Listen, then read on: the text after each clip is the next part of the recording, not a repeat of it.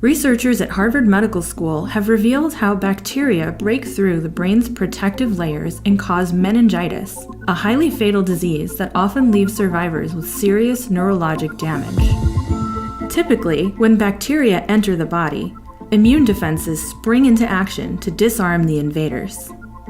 The brain's protective layers, called meninges, shield the brain from injury and infection. However, in meningitis, bacteria are able to invade the brain unhindered. Why?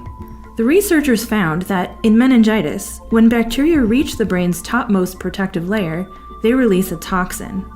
The toxin activates nearby nerve cells, causing the intense headache typical of meningitis.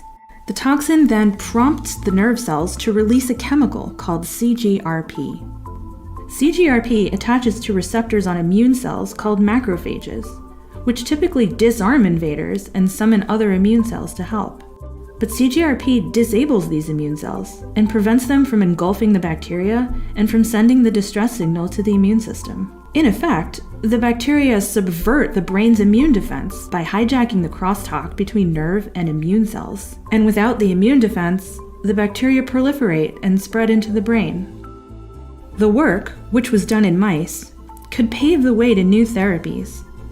Drugs that block either the chemical CGRP or the immune cell receptors that interact with it could target the critical early stages of infection.